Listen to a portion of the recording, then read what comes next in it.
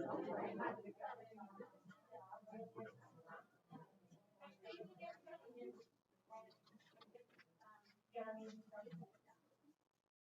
the Granville School District Board of Education. So happy to see you live pictures. It's been a while, so welcome everybody. I'm glad that you're here. Brittany, and I'd also like to welcome Brittany back.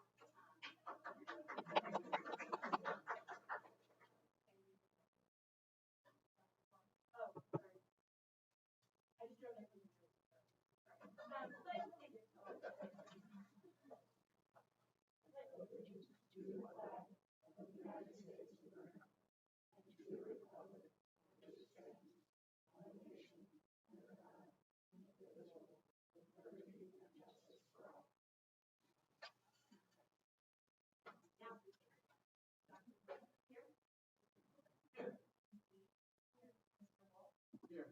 And Ms. Shaw is joining us via Zoom, but will not be able to meet her. I have a motion to approve.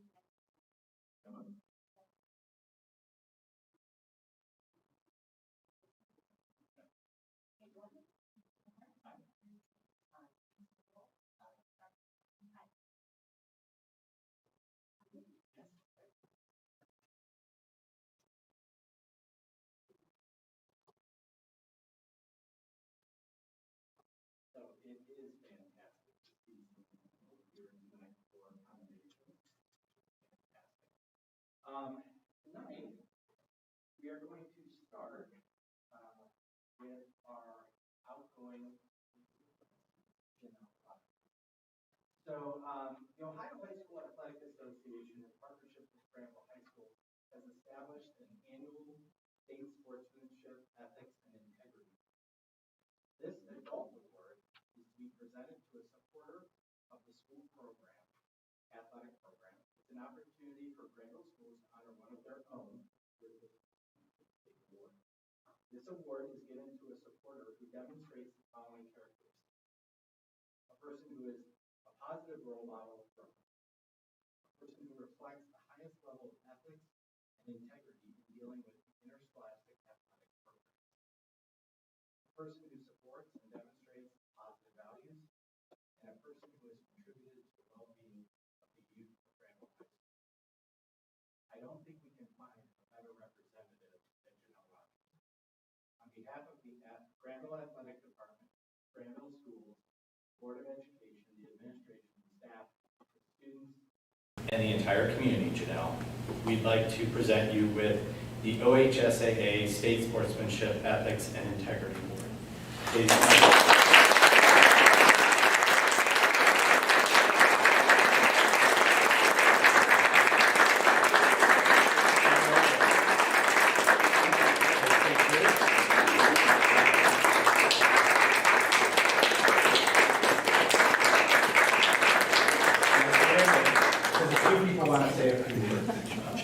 So, it's not over yet. Just think our kids have to do this all the time. When we talk about them, it's embarrassing.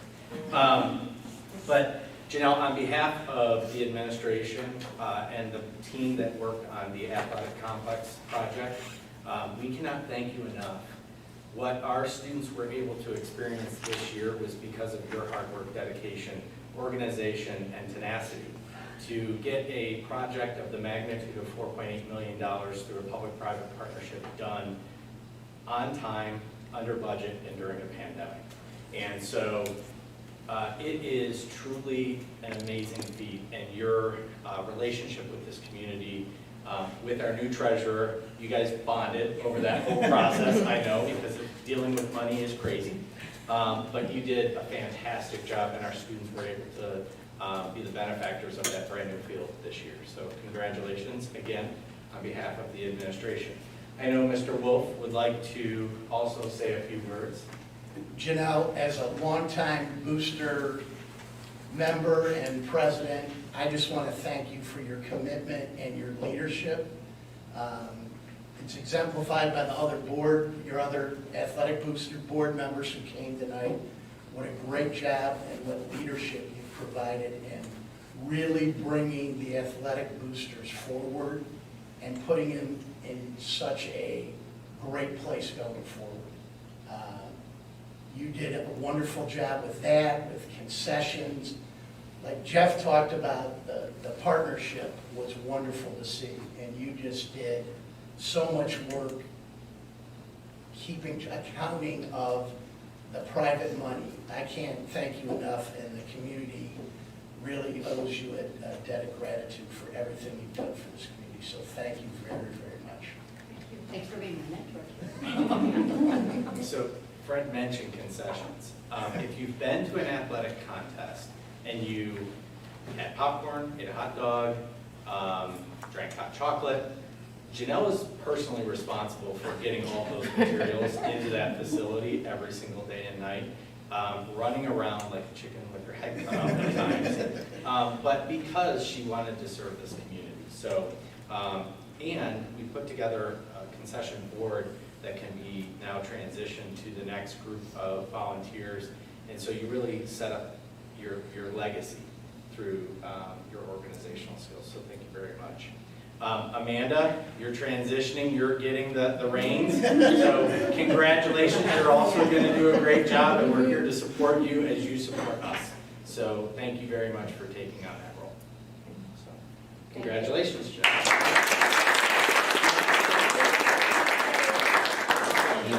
But I just want to thank Granville Schools for allowing me to come in. When we found out that we were moving here, I got to do everything at my kids' school where we lived in Georgia, and I had to say I was a little nervous. And I can't believe from recess duty to, PTO to the athletic boosters that our teachers and administration, have allowed me to come in and do what I love. So I appreciate that. Thank you. Thank you. Hey, Janelle, hold on. We need one more picture, please. Great,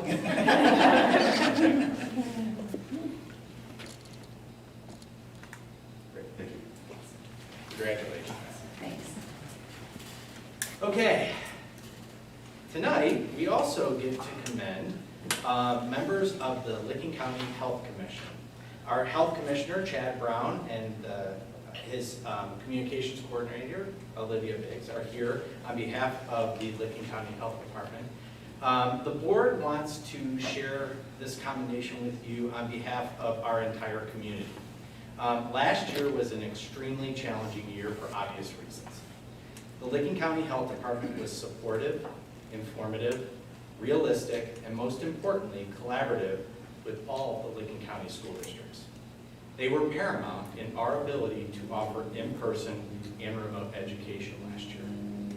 The flexibility and critical thinking they displayed helped the schools navigate very unfamiliar waters. The access that we had to Licking County Health Department staff was tremendous. Chad, I don't know how you slept because you literally called at every hour of the night.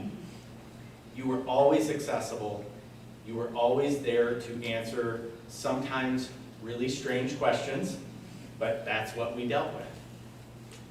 You and your team are outliers. I communicate with districts across the entire state, and not everybody had the experience that we had in Licking County. So on behalf of the Granville Board of Education, administration, staff, students, parents, and community, we thank you for your commitment to our health and safety and your response during the pandemic. We could not have done this without you. So thank you very much. Olivia and Chad, come on up.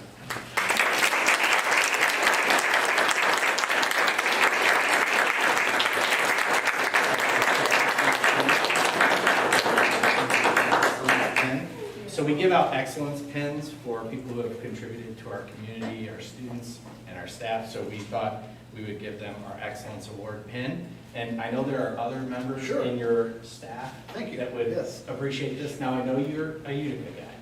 So, I wore a blue shirt. When you drive into town, put the pin on. But congratulations. Thank you. We'll take Yeah.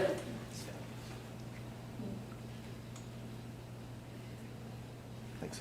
Excellent. Thank you. Thank you very much.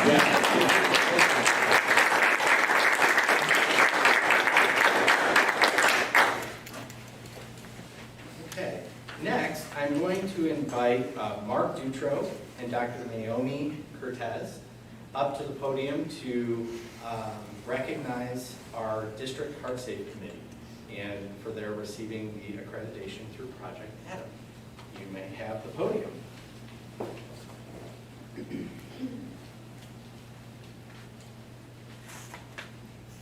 very much. My name is Naomi Cortez. I'm one of the pediatric cardiologists at Nationwide Children's Hospital. We are here for the first time to actually recognize an entire school district at once. We've actually never done that before. So that is an amazing accomplishment for the Heart Safe Committee here at these schools. And this encompasses both Granville Elementary, intermediate, middle, and high school. And I can assure you that we've never come and been able to present 4 such awards. Being able to do this in the middle of a pandemic is amazing. And it's just wonderful to hear how you have this new sports facility, and now all the kids who exercise in it are going to be safe thanks to you.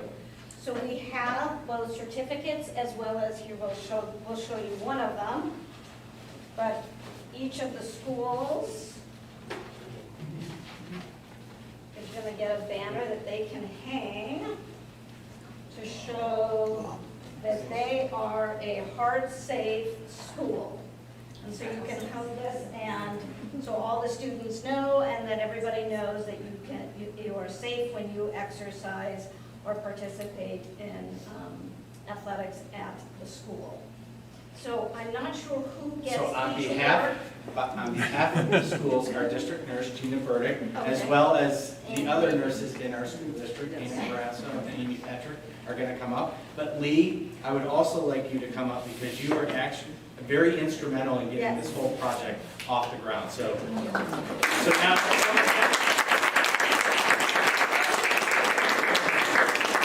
How about one?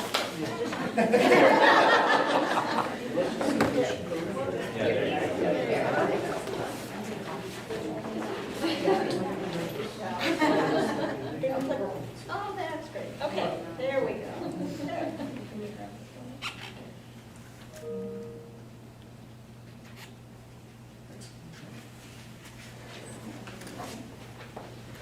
Thank you for your commitment to the safety of your students. Thank you. You guys were very fabulous to work with and very easy to work with. You made the process very easy. Thank you very much.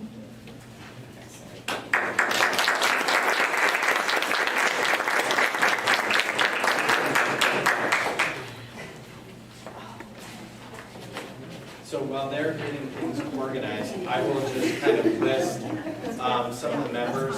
So Amy Petrick, Ann Barrasso, Chief Curtis from the fire department, Gina Burdick, Gwen Spence, Jen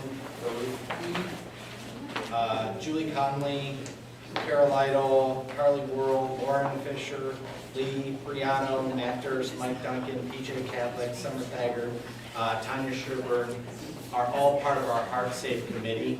And this really was a partnership with parents really being the catalyst for what we did and how we performed. And what I love to say is that within 90 seconds at any point of any of our facilities, you can get access to an AED, which is a heart life-saving device. So One right on the wall there. there is one right there. All you So have to do is turn it on. yes, Tells you yes, what to do. exactly. It's Jeff proof.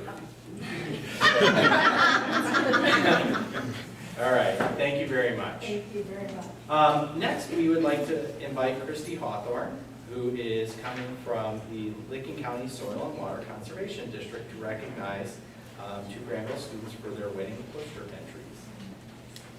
I'm going to hand out some river roundup brochures that shows Olivia's artwork since she is not able to join us this evening. Thank you. So, hi, nice to see everyone. The river roundup is a county-wide river cleanup. There's a committee of 15 community groups that work together to put this on in September of every year. And I'm going to use 2019 statistics because last year is a little skewed. Excuse me. We had 18 locations around the county, and we cleaned up 30 miles of waterways with over 300 volunteers. So it's a great program, a lot of community support. During the winter months, while the kids are not doing a whole lot, we offer a poster contest. I'd like to have Rebecca come up if I could. So during the poster contest,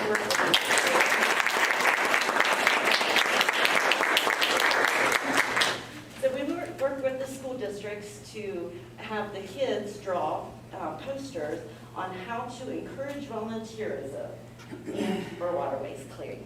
So if you want to hold up your poster, Rebecca is our honorable mention winner, and she has won $50 for herself, as well as a goodie bag that includes a $100 Bezella. Am I pronouncing that right? The salon on Dio Drive. They donated $100 for each one of our kids. So Rebecca is an honorable mention. We also have Gracie Stoltz from Johnstown, and then Olivia Liberty. Yeah. She is the grand prize winner, and I can leave a few brochures here. She was not able to join us this evening, but her poster is going to be used as the main marketing material for the year. So I am here to provide this to Rebecca and a $50 payment for her winning poster. Now, these kids also worked hard for the school districts because the school districts benefit as well. So for the grand prize winner, they get $500 to their school, and an honorable mention is $250. So I have 2 checks here for $750.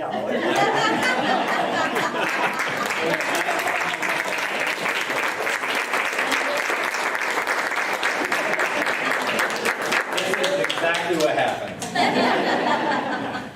And those funds are to be used towards arts and sciences in the elementary and high school level for their participation. And Rebecca, on behalf of the board, we want to give you our Excellence Award as well. Congratulations, and I love your show. I told her I voted it for grand prize. Yeah. Please. But I've got a few brochures left. I can leave it here. We do have Olivia Biggs here. Usually,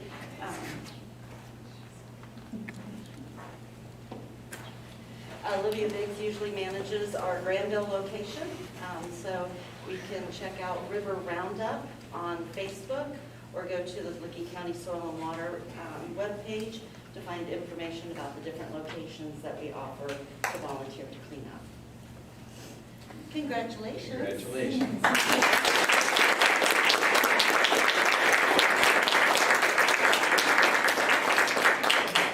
Okay, real quick, I think somebody wanted to take a picture before.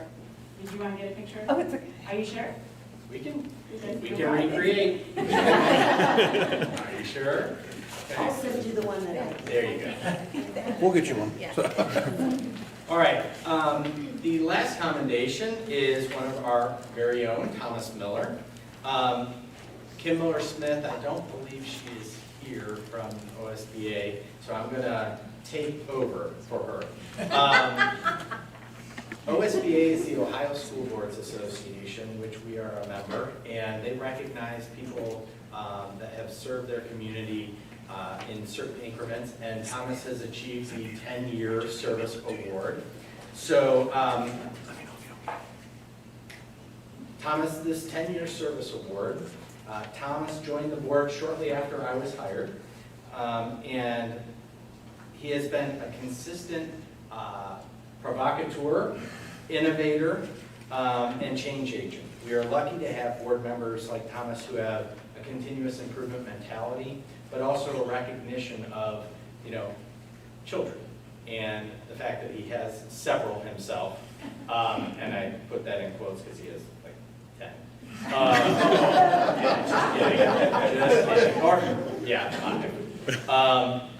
But it's a perfect blend of the art and science of education, students, and governance. So stability in leadership also matters. Having the longevity of 10 years on a board, you get to see things that you've put into place from a governance perspective come to fruition. And so we couldn't thank you more for your legacy as a board member, but also your legacy within the community of Granville Schools. So congratulations, Thomas. And I know that they have a certificate, they have it. So I will shake your hand, but I don't have your certificate. So congratulations.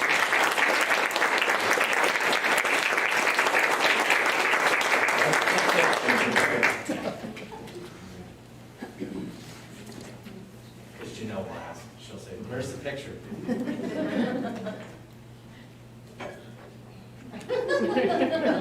Are you really standing taller? Help me out here. Okay. Thank you. 10 years seems like a long time, but you know, with your kids growing up so fast and things, that goes in a blink of an eye. And I've been really honored to be on the board for so long. And I want to let you know that I've just gathered all the signatures required to be on the ballot this fall for re-election if the community is able to do so. So it's been a real honor, and I hope to continue to support in whatever capacity I can. Excellent. Thank you, Thomas. So now this concludes our commendations. So typically we allow people to run for the door.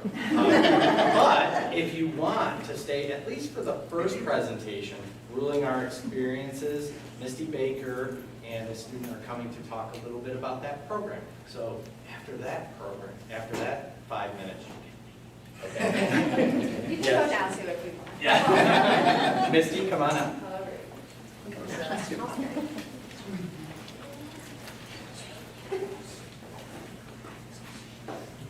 Thank you. We were talking, and it's been a while since any information has been given to you as far as the ROCKS program in Granville. So we thought we would share some updates with you. The program has grown significantly over the last 7 years. We have a lot of updates to give you as the district continues to have more and more programs come up.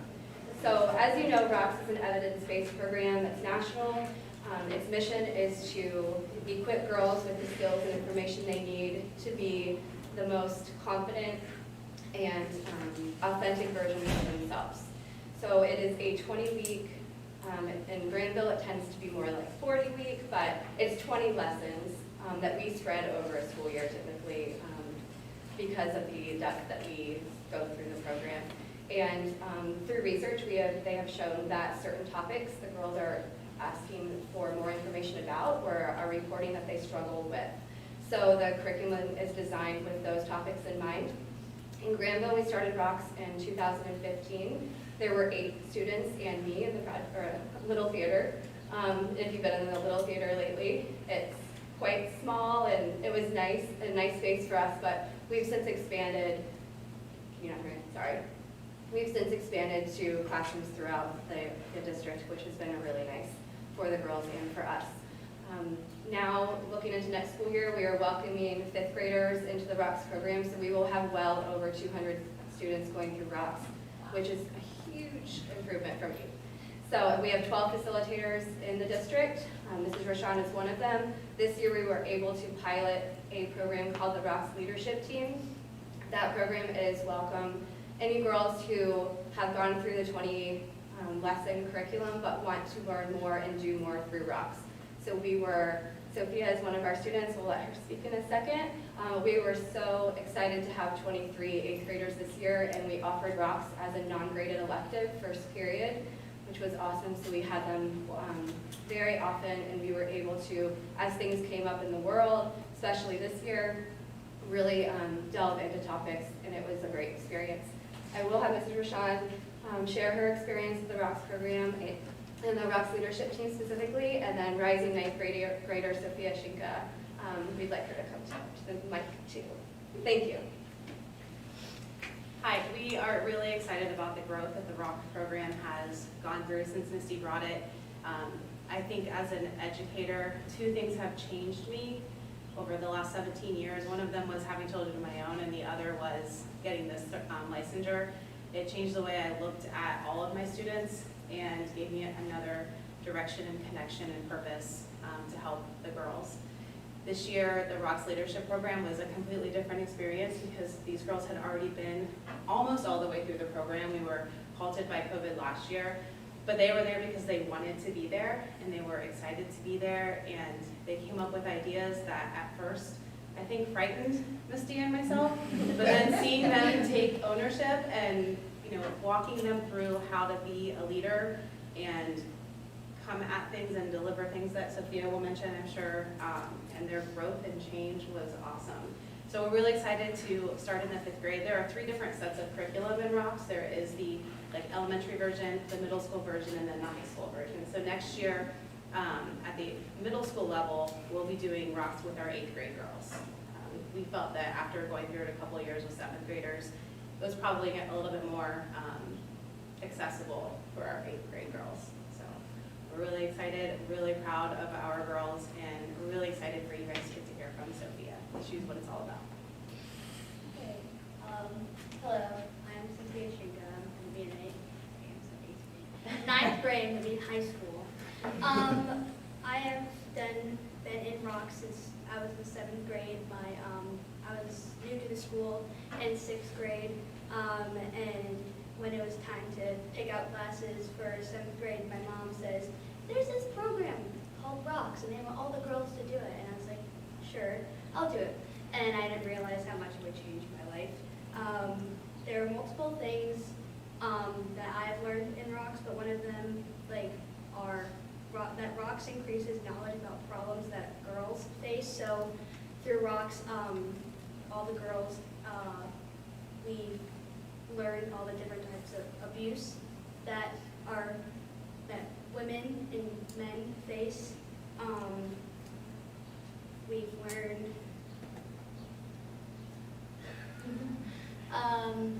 other stuff. That's in my head right now. Yeah.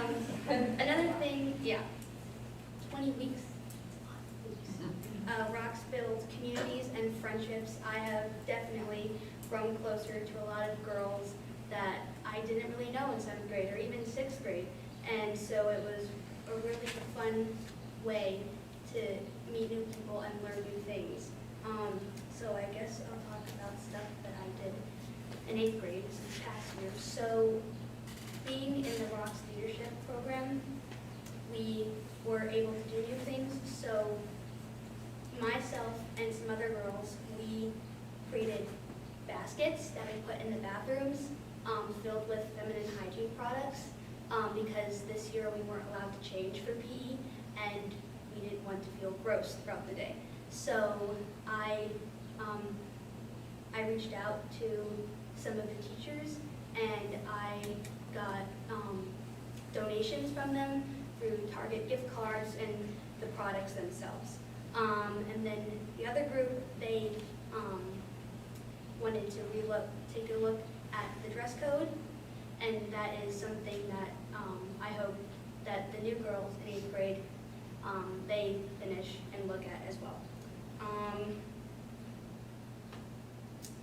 And also, like I said, Rocks is just a great way to start community service and look at what you can do for your community. I didn't think myself as a confident person or a public speaker before I joined Rocks, but now I do think of myself as that, because I would have never done this. I would have never come here and done this, but here I am, and thanks to these two, I am right here. So, thank you guys. So, thanks.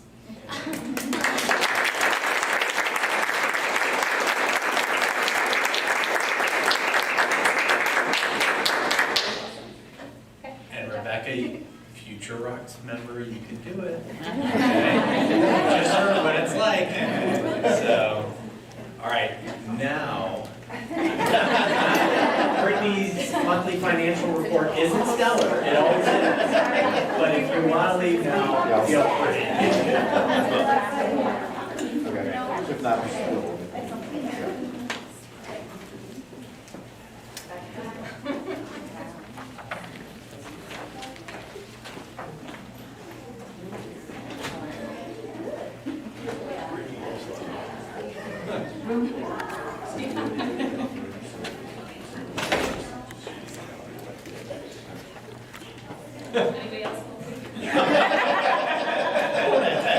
I'm so sorry. Yeah. All right.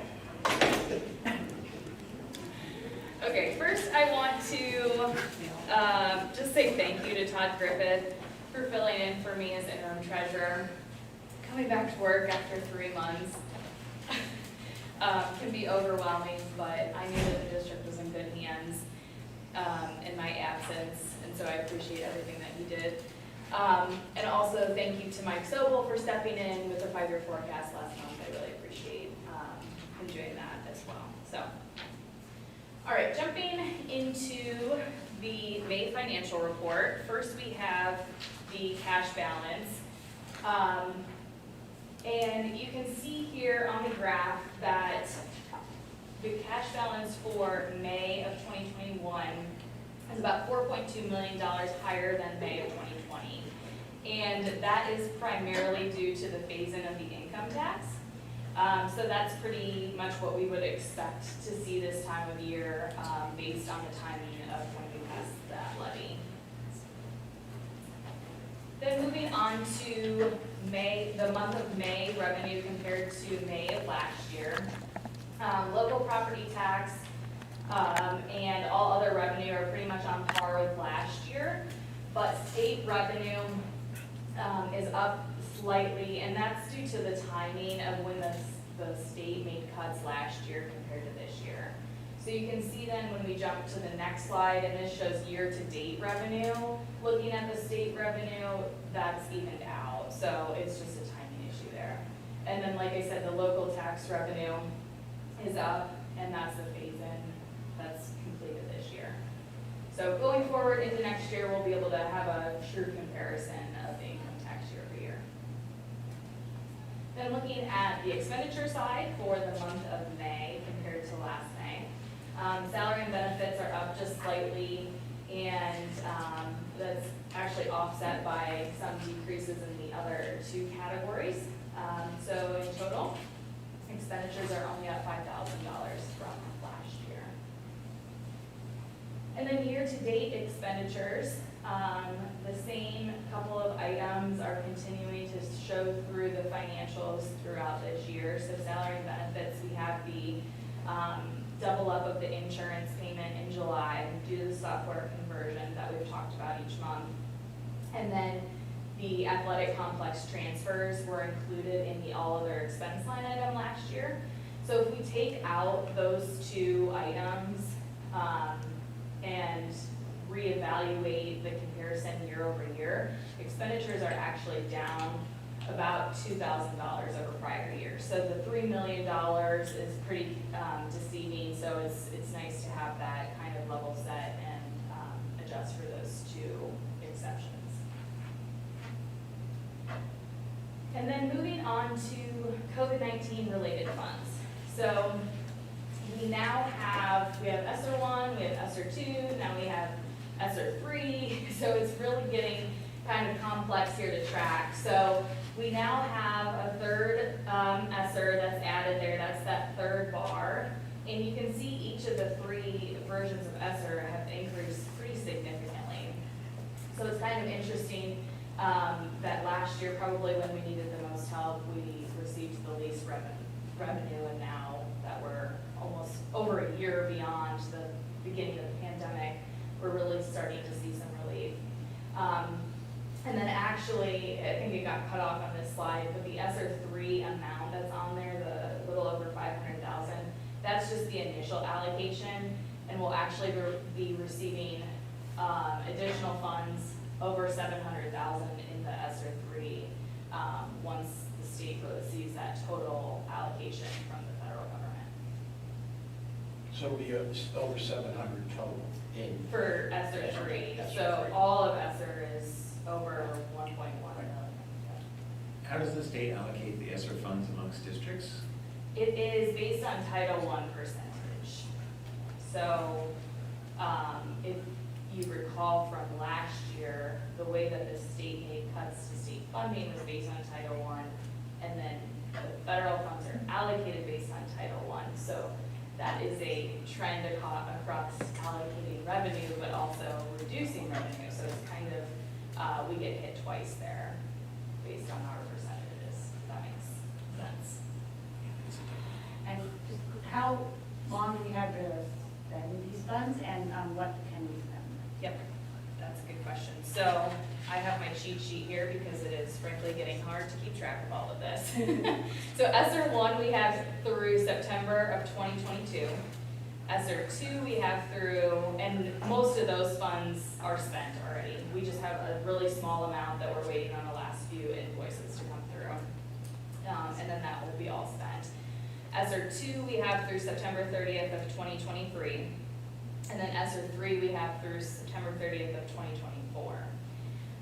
And all of these cover expenditures related to COVID. So cleaning supplies, we had additional staffing that we added last year, building subs, and a couple of positions to help with caseload at the elementary and one student services position, all the plexiglass dividers that we had in the cafeteria and all that kind of stuff. We also had to get storage containers to help with furniture that we moved out of the classroom. So anything that you can think of pretty much that was because of COVID, we can use these funds for. We cannot use them just to offset salaries of our existing staff. If it's used to continue employment, if we would have otherwise had to cut those positions because of COVID, then you could use those funds instead. And then ESSER 3 specifically has a set aside for learning loss recovery. I don't know. Learning recovery, yeah. And so we're going to be using that mostly for summer intervention and credit recovery. Another, go ahead, Amy. What does the Navy piece of pie represent? Oh, it's too dark down there to see. That's staffing. No, staffing is the lighter blue. Oh, the Navy. Oh, okay. No.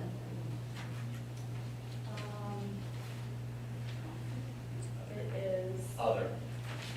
Is that what it says? This is really too dark to see. I'll pull it up. Okay, that's okay. I'm sorry. I didn't even notice that it was showing over the top of that pie. The other thing that I wanted to just mention was that also allowable in ESSER 3 is anything to do with ventilation, HVAC, and health and safety. So anything that can improve health and safety or ventilation, replacements of rooftop units, all those types of expenditures, increase student or airflow is acceptable.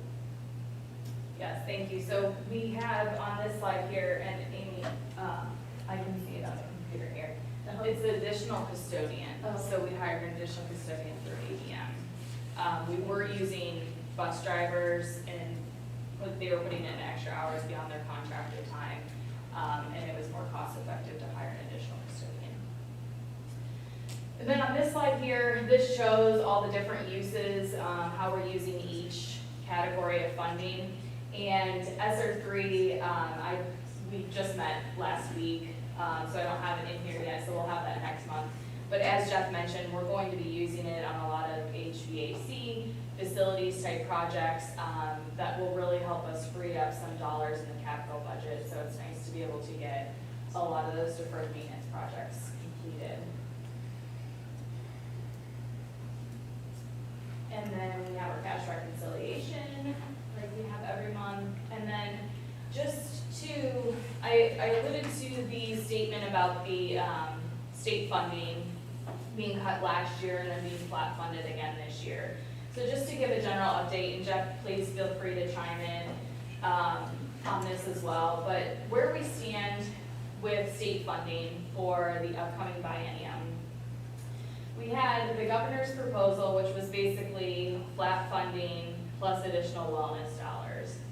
Then the House proposal was the Fair School Funding Plan, which was previously Patterson, that Mike was instrumental in developing, which is based on actual costs. They've done research. They've had the work group that's consisted of local district superintendents and treasurers, and all of this work has gone into this.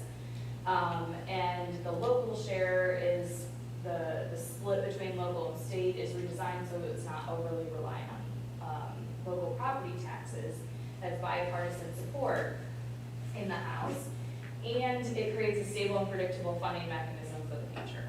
So that's the House proposal.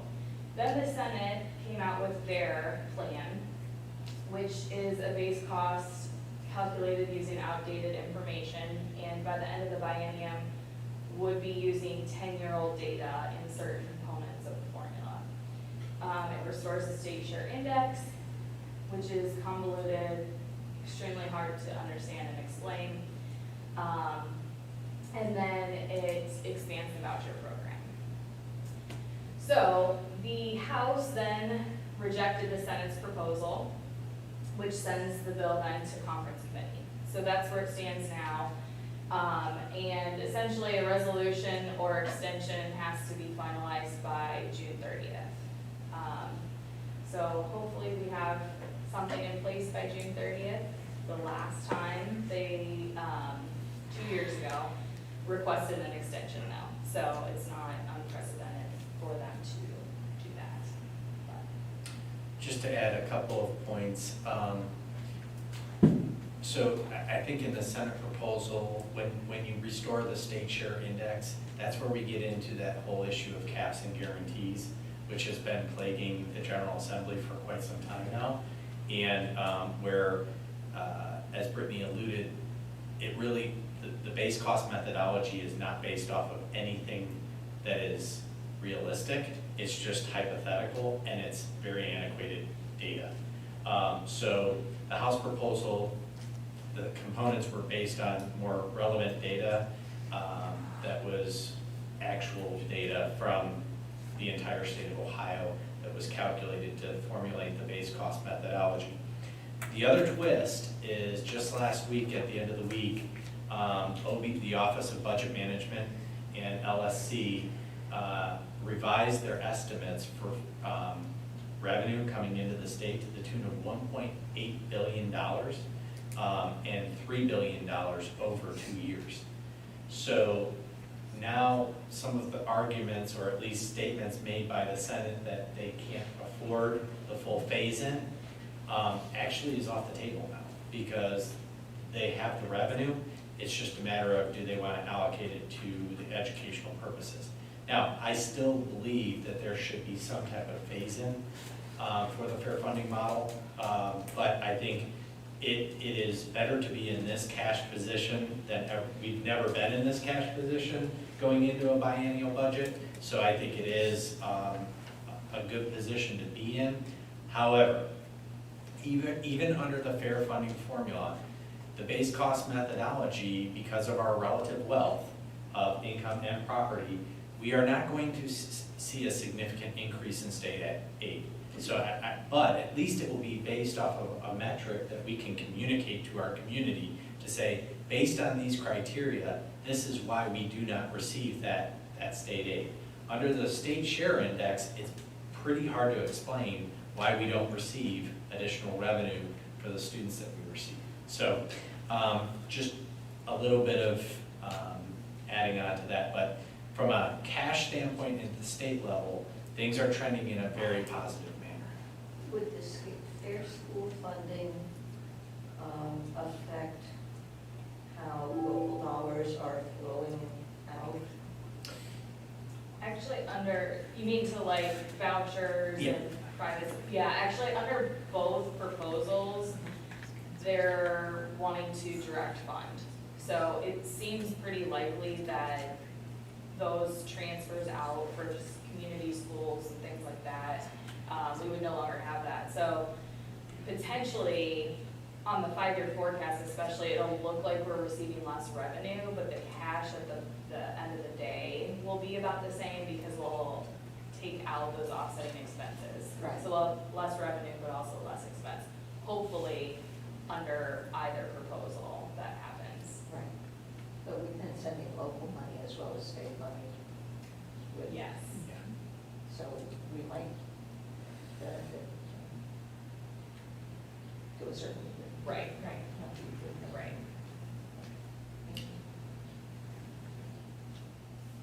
Well, I'm encouraged maybe they could come up with a formula we can actually work with, right? Just the forecasting process without predictable data is crazy, right? And it's just, it's hard enough for us, those other districts that are really strapped with changes in enrollment and things like that and so forth. So I'm hopeful that they'll come up with a proposal between the conference committee that can move forward. And thankful to all those that have worked with a fair funding plan, fair school funding plan, because I think it's a great step forward for our state. And have we reached out to our state representatives and state senator about? Yes, so I have had multiple conversations with Rep. Frazier and just recently with Senator Hoppinger last week.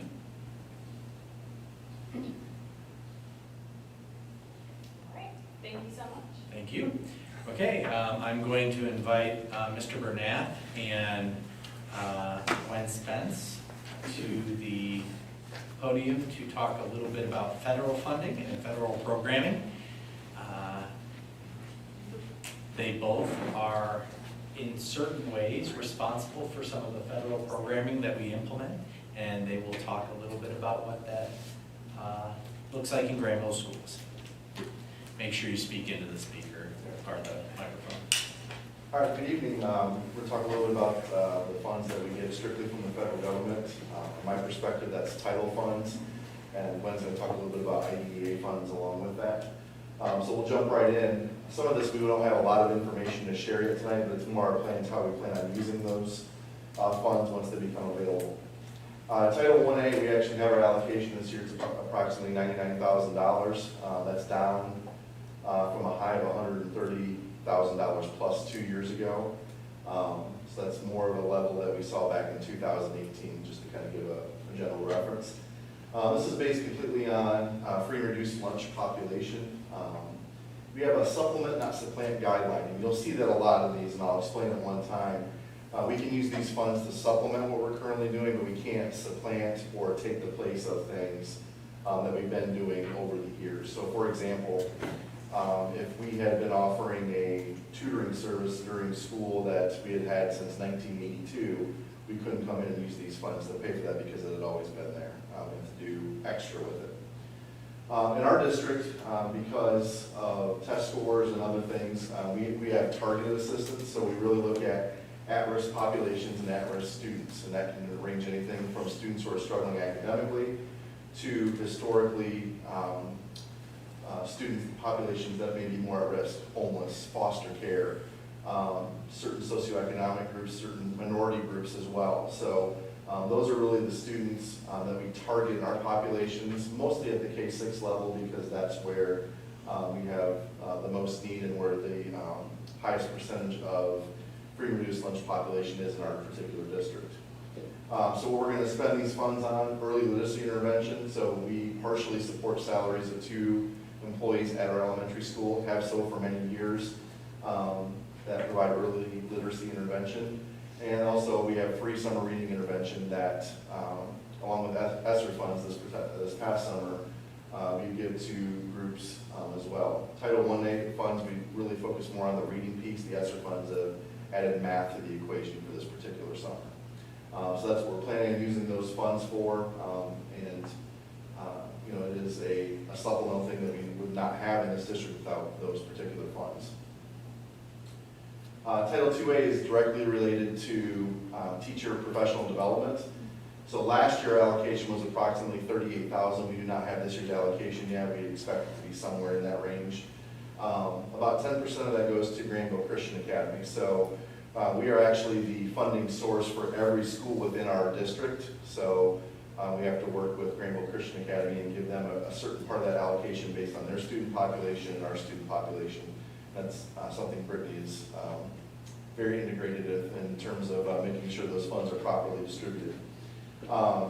You see the uses there for this, and again, we have a supplement, not supplant guideline for this particular funding. So for professional development for this coming year, what we would like to use these funds for our summer collaboration or non-school collaboration time for staff. We have a new math curriculum, Eureka Math, that we brought in last year. We'd like to give staff some more time to start digging into that. math intervention resources. Literacy is always an area we can have more professional development with the addition of Lexia in the last year. At some point, we'd like to bring Teachers College back. The pandemic has caused a change up in maybe that timeline. That's something that we want to come back to. AP Summer Institutes are for high school teachers who teach AP classes, and they get summer training. So if we have somebody new teaching an AP class, we'd like to send them to that particular summer institute. But even our experienced teachers get a wealth of information and support, not just for their AP classes, but really for all their classes by going to these summer institutes. And then we also have project-based learning PD that, again, last year we had to kind of skip over for our new staff. We like to provide them a couple days of professional development related to project-based learning so they understand what we're doing with that particular process. We also pay a little bit of sub-coverage for in-house collaboration during the school year. And the last one that I'll talk about is Title IV funds. These are for 21st century community learning centers. And honestly, these funds can be spent in a myriad of ways, but we only get about $10,000. And in fact, last year we got a little bit less than that. So we're expecting somewhere in that range. How will we spend it for this particular year? Technology is an area that they like to use this particular funding for. So we plan on using those devices in some classroom. We can also increase summer AP Institute training. So we used the funds for this a couple years ago when we had 3 or 4 new AP teachers to allow us to send another teacher that we would have had to wait another year for. And we can also use it to support and enhance fine and performing arts at all grade levels. So we bought equipment for the fine arts program and the performing arts programs with these funds in the past as well. So that's how we're going to use those particular funds in this year. And again, we anticipate the allocation to be relatively the same as previous years.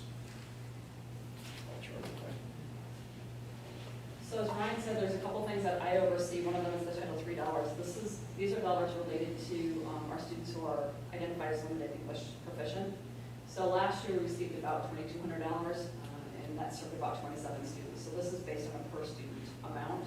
We are actually in a partnership and consortium with the Educational Service Center of Central Ohio to allocate these funds. If we were not in that partnership or with another educational service center, we would not be able to access these funds. You have to be able to access at least $10,000 on your own to not be within a consortium. So with that in mind, we partner with the SCCO and look at what professional development do we think we need, how else can we spend these dollars. This has helped greatly in adding additional materials above and beyond what we provide. There are certain things for limited English proficient students we must provide, like interpreters, board meetings for parents, things on that lines that are district responsibilities. So those types of things cannot be paid for in these environment. There is some supplement guidance here. It's not as in-depth as it is in our own title funds, for sure. But again, not only the allocations for this year, we're already in agreement, and we will vote on the partnership tonight to continue with the SCCO with this dollar amount. Gwen, is limited English proficient students the same as ESL? Yes. Okay. Yes. Is that a new language? No, it's ESL, or all is of it- the above apply. English is a second language learners, English language learners, Okay, so English it's proficient. same. Yeah. All the same Thank you. number of students, yeah. Correct.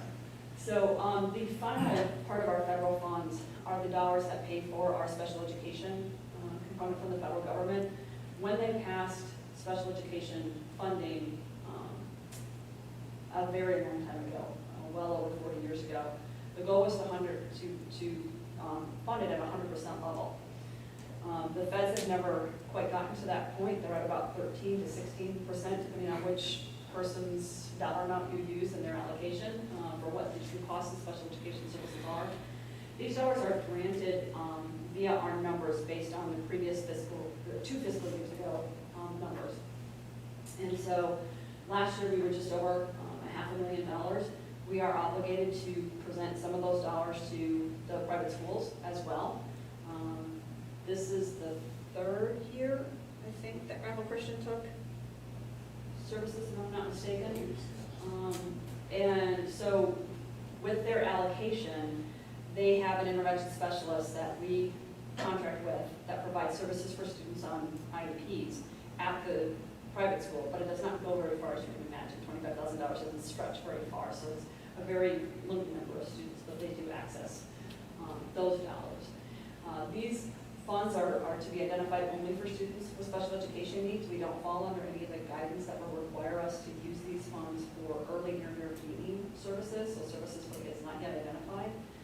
Our district would have to be designated a district that has to do that. We are not at that point.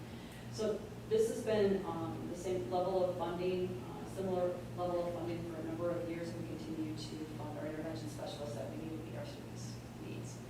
And it just depends on our allocation, kind of the number of staff that we can add to this, into this funding. So. Do we track a budget line item relative to special needs students and what percentage of it that is? I mean, what's the overall cost of our special education services and how does $534,000 cover that? I'm trying to, I'm in my mind. That is, I would say it scratches the surface I would say of our it's total allocation. It would, I would venture a guess. Actually, I won't venture a guess. I don't want to I'll get that either. answer for you later. Yeah, I was gonna say, so Yeah. we have There's maintenance. how many staff members? There's 30 staff members that are allocated? There's 51 folks assigned 51, to my okay. department, but you have to remember that includes English language Sure. teachers, that includes our health services, that includes, folks along that line as Yep. well. Okay, thank you. So we have something called maintenance of effort, which basically is a reporting mechanism each year that it adds up all of our account codes that are categorized as special education, and we're required to maintain that level of spending each year. If it decreases, there are certain reasons why it can decrease, and we'd have to explain that. But we can pull that report, and that would have all of the codes on it and the total, and comparison to the IDB funds. So I can easily pull that. I'm just kind of don't curious, it's an know. interesting Yeah. line item, and it's nice to have that support, but. Yes, exactly. Well, and there's lots of action right now to get that dollar amount up at the federal level, again, especially through the pandemic conversation. So the final amount of money that we get are related to our special education funds for early childhood special education students. And as you know, we get phenomenal outstanding services from our flying color partners at the Licking County ESC. And so what we do is just a flow through. This dollar amount that we get in offsets the overall cost of our preschool cost. So again, last year, that was just over $8,200. Okay. That's it. Any questions on any of our federal funds? So how does the students across the state of Ohio how do they figure out how much federal dollars we get? I know you said it was like on a number of students, but is the cost per student or the number you get the same across the district? It has nothing to do with the cost per student. It has strictly to do with the number of students you have and what the state allocates per student. All right, so the state, so other districts have that same Yeah, that's level. totally based on your student population, Okay. not the needs, not that piece, that pot of, that federal dollars that are flowed through that. Like most of our federal dollars, there are federal dollars that come for the states to use in offering special education services, and then it flows through the district, so it's the same with IDEA funds, right? But it's just an appropriable amount. Right. One of the other things I'd like to mention is the fact that there are other services that we provide,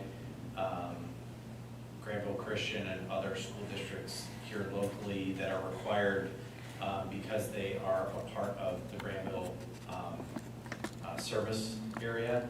So we have to provide evaluations, we have to provide, IEP support and other things that would be considered administrative.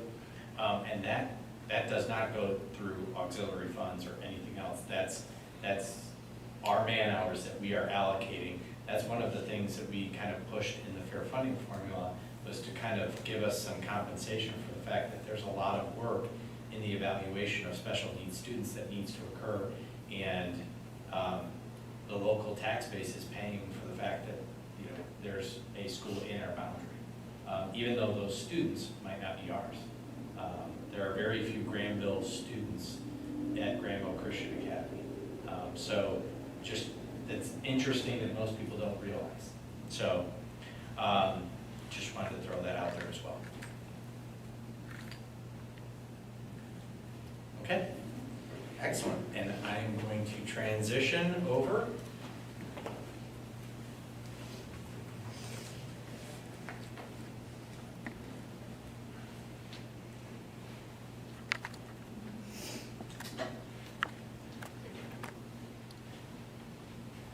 So what I wanted to do was give another update, brief update on the 21-22 school year. Remember in May, we released some information related to next year, and I want to kind of go through that again briefly, but then also add a few areas to next year's thinking. So as always, all plans are written in pencil. We always give the caveat that we are always dealing with the pandemic and things change, so it's important to recognize that this plan is written in pencil. What we envision, this was shared in the May meeting, education, one option for all students to return in-person instruction. The exception is for medically necessary issues supported by documentation, and those would be facilitated by Mr. Bernath. And we're hoping that parents continue to reach out to Mr. Bernath for that individualized planning. Transportation, reestablish high school transportation and double routing. The 2-mile no transportation radius will be reduced to 1 or less. If we can get to a half mile radius, we will, which is what we were at pre-pandemic. Start and end times will return to similar pre-COVID times from the 19-20 school year. I know that there are quite a few people that would like to see us revert back to or stay at the same level. There's a ripple effect there that is, I think, significantly challenging. And coming out of the pandemic, I don't think it's realistic for us to accomplish that goal. The layers of protection, we have announced that we are a mask optional environment, K through 12. Social distancing will be to the maximum extent possible with all students present. Cleaning protocols will be in place but might be less frequent. All the hygiene, hand sanitizer, hand washing will still be encouraged, and symptom checking will continue to be reinforced. Our June update. So one of the things I'd like parents to start planning for is a staggered start. If you remember at the beginning of the pandemic, we did a staggered start to teach all the students COVID protocols in the in-person environment. And we're going to keep that staggered start in place. A through K will come on Wednesday, August 18th. L through Z will come in Thursday, August 19th, and all students will come in Friday, August 20th. The reason we're doing this is to focus on relationship building. We know that there are students coming back that have not been in our environment for over 18 months. And so we want to build the ability for our staff to reconnect with our students in a very strategic manner. So smaller groups of students build that rapport quickly to help augment, moving forward the educational experience. Also, we've had many conversations about the utilization of Zoom. We want to keep Zoom options for certain meetings, conferences, 504, IEP meetings. We love to have in-person connection with parents, but sometimes Zoom options are better options for parents. So we want to keep that as an option for some of the meetings that we have for parents. 7-12, we're going back to the no backpacks in classrooms and the utilization of lockers, 7-12. So as of this past year, we did allow backpacks because we didn't want so many students mingling in hallways, but we are going to go back to no backpacks. It is a safety reason. It is, a clutter issue when students have their backpacks in classrooms and we have more students in those environments. We will continue the service of online ticketing for athletics. Snow days. So a lot of parents are asking what's going to happen in snow days. We are going to continue with the practice of providing asynchronous materials in Schoology on snow days. That is not to say that students will have 7 hours of work to do on a snow day. That's not the point. What we're going to do is provide some material for students to keep engaged that will be a small number of minutes or hours to get that work continuing for that day. They'll still have time to build snowmen, go sled riding, all the fun stuff that they have, to do during snow days. But there will be asynchronous material in Schoology for those circumstances. Today, Mr. Morris sent out a K-3 survey today for planning discussions. One of the data pieces that we would like to see is if students or if parents wanted an environment where the classroom was not mask optional, but it was mask mandatory. And if what those numbers might look like if we could potentially create one classroom in each grade level where students were required to mask, again, dealing with the medically necessary environment. Again, we said K-3 went out today, and we'll look in the future for gathering more information, but that's what we're dealing with right now. So that's kind of your June update. Do we have any questions or concerns about anything that is presented at this time? I got a couple questions from kids about some of these things that I've mentioned and so forth. Okay. One's the backpack rule, and I Yeah. kind of explained to them the kind of history behind that and kind of where we are with that and so forth. But I think they understand that they've really gotten used to having that flexibility and being able to get things with them and so forth and not stop their lockers in case they need to. I hope that we can alleviate things by continuing to use our Chromebooks as much as possible, right? Because hauling around a lot of books is just not efficient, and I hope there's ways that the district can support, electronic media and things as much as possible to lighten the load a little bit. Yeah, so they don't need a backpack. I think one of the things that the pandemic did accelerate is the population of material in Schoology. So I do believe that what you're suggesting is probably going to be more of the norm rather than less. Yeah, that's good to see.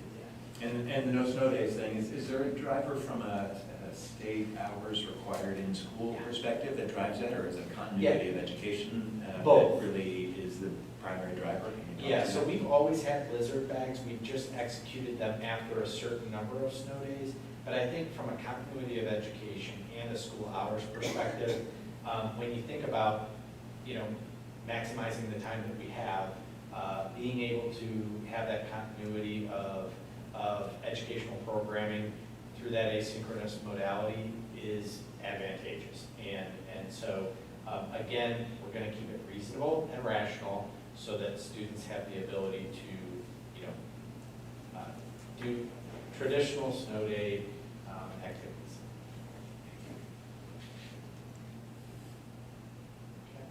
You can never go right with snow days, no matter what you do. I'm always wrong. Yeah, I'm always wrong. And yes, I'll just leave it at that. I'm always wrong. Any other questions? Okay. And I again, it's great that parents have reached out in individual cases to ensure that, their kids have a safe environment. We know there are kids with medical needs and so forth, so continue to reach out to us, and we'll find ways, I'm sure we'll find ways to make the environment safe for the kids as well as a great educational experience, in some creative fashion. And thanks to Travis Morris for looking at the elementary school specifically to see if there's a model there that might be appropriate. I think the challenge is we don't know. Right now, the vaccine is available for 12 and up.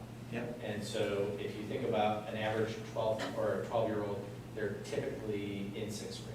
Yeah. And so really K-5 is that environment where, they don't actually have access to the vaccine. So that's kind of the group that we're looking at, but we just wanted to start with K-3 information, see what people's orientation is, and we'll factor that into future updates. And it's going to be impossible to make the numbers quite match exactly. Correct. So the student teacher ratio is correct and so forth. But I think by doing the survey and just asking the question, we'll learn a little bit more about the inclinations of the community and the needs of our kids to help craft the right solution. Spot on. Yep. Thanks. Okay. Any other questions? Okay. Excellent. Thank you very much.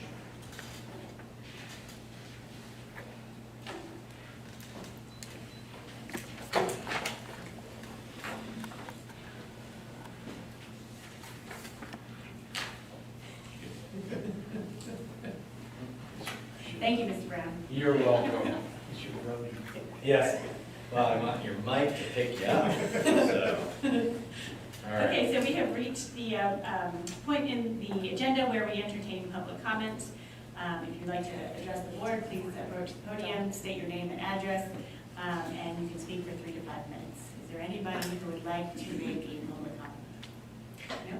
I will note that even though no one is here for public comment, there were some emails that I forwarded to the board, to your email accounts, just for people to communicate directly to the Board of Education if they have a specific concern. As we transition out of virtual environment and go back into in-person, you know, there might be a little bit of a lag in that process, so I did forward a couple of emails to you today. But we do intend that now that we're in person, that public comment will be in, like, you would need to come to the board meeting. Correct. To do public comment. That's correct. All right, so seeing as we have nobody who would like to address the board at this time, we will move on to board discussion. Do you want me to start?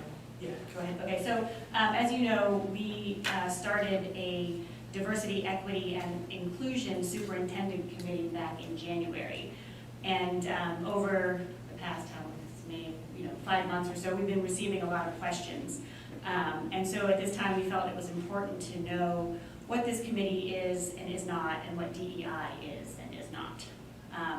So I'm going to read it's not really a statement, but a communication that is going to go out to the rest of the district, or to the community, so that we all know and are on the same page. So I'm just going to go ahead and read this, and then we'll have a chance to discuss it, but then Mr. Brown will be sending this out to the community Tomorrow. Okay. So in Granville schools, we have defined DEI in the following manner. Diversity is the recognition of our differences that make us collectively better. Respecting our differences will give us a better understanding of the world in which we live. Diversity is an asset that is valued. Equity in the school's context is to have equal opportunities for rich academic experiences as a pathway to success. Inclusion is the acceptance and engagement of all students in the mission of the schools. It is the creation of an environment in which all students can thrive and succeed. As with diversity, it is valuing all social and personal characteristics, such as race, ethnicity, gender, sexual orientation, socioeconomic status, disability status, and religious affiliation. Granville Schools and the DEI Committee are not teaching, we want to make this clear, Granville Schools and the DEI Committee are not teaching or advocating critical race theory. We are not suggesting that our students should feel shame or guilt related to their personal and social characteristics. We are absolutely not anti-American. We are communicating these statements specifically because we are being asked. That said, it is also true that racist, sexist, and other discriminatory language and behaviors are a violation of the district's student and employee codes of conduct and are not tolerated. The DEI Committee has several goals: reviewing research related to DEI topics, building capacity and awareness of issues related to DEI within the staff, exploring and understanding the student experience within schools. It's also important to know that the DEI Committee is advisory in nature and not a decision-making body. The committee can make recommendations to the superintendent, other superintendent committees, or the Board of Education, which is the governance body of the district, for their consideration, but no decisions about policies or practices will be made in this committee, by this committee. One of Granville School's Portrait of a Graduate competencies is empathy, which is defined as demonstrating an understanding of the perspectives and needs of others, examining the impact of external influences on beliefs and behaviors during interactions with others, and maintaining an open-minded approach to new ideas and values. When combined with the critical thinking competency of the Portrait of a Graduate, our students are positioned to thrive. Granville School's Portrait of a Graduate serves as a North Star to guide our organization and how we want to prepare our students for their future. We feel that communication and transparency are critical in developing a shared understanding of our work related to diversity, equity, and inclusion, and we look forward to sharing more over time. So we wanted to read the statement and make this put this communication out so that we would all be on the same footing and understanding as to what this committee is, the work that we're trying to do with this committee. So I would be happy to entertain any questions or comments or discussion. Thanks for putting that out. I think it's a great statement. It's really nice to have that out there publicly. As I circulated my petition to run for re-election on the board, I always ask people, like, what's the one thing you want to see different or change in the Granville schools? A lot of people say, oh, it's all going great, which is fine, things like that. But I must say that just recently, I circulated this petition a couple weeks ago, critical race theory was the #1 thing that people ask about. And it's mostly out of confusion, right? And mostly out of media-driven hype relative to this and so forth. And, people are concerned because they don't understand it, right? And when I've explained many of these same things that are outlined in this position statement, I think it's resonated well with people. So I think it goes to show that, like, if, as a small community, if we are talking, right, and if we're communicating well, and if we're really engaging people in what we actually do in the schools, we get great support.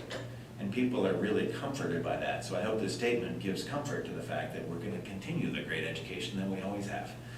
And hopefully not get caught up too much in other issues of the day or other kinds of things that are out there in the media, but engage all sides. And I am also really excited that the DEI committee is not one-sided in any way, right? And includes a broad spectrum of community members with kids in the schools and not, and from all inclinations and perspectives, right? And I think that's what makes it a healthy discussion. So I'm glad that the committee was able to come out with this, right? And I hope we continue to get that level of engagement, right? Because I think that's healthy. Right? And sometimes it's challenging when people from different perspectives come together. But I've found that in our small community, we're able to, and especially in the context of the schools, come up with some fantastic solutions and continue the great education. So it's something that's out there on the minds of people. I think it's timely to issue this statement, and I hope people continue to ask questions and engage in the committee and address any concerns that they have. Yeah. Cecile has a Yeah. comment, Yeah. so Cecile, go ahead. Can you guys hear me? Yeah. Yes. Okay, good. Yeah, so I just wanted to reiterate, I'm on the committee, and I just want to reiterate that we are not aiming to bring critical race theory into the schools at all. However, I think America has this really complicated history, and I think we've always been a country, and even Granville itself has always been a place where we really are striving to do better and really be the best. And the only way I believe that this can happen is if all our students feel safe. And all our students can ask questions, no matter what their backgrounds are or their political beliefs. That right now, we're in such a, again, complicated history. Once again, our country's in this complicated history. But one of the things that we all have in common is that we really love Granville, and we want it to be the best that it can be. And that's, I think, at the heart of this committee, is why people come and why people are really engaged in the issue. So I guess, like Thomas said as well, if there's anyone who has more questions, they should feel free to bring them up, and feel comfortable bringing them up. Yeah, I think one of the things that we've modeled on more than one occasion is the ability to develop a shared language, whether it's around the portrait of a graduate or some other competency, or around, this work that we're doing right now. But we've done so in a way which we've engaged the community in civil discourse.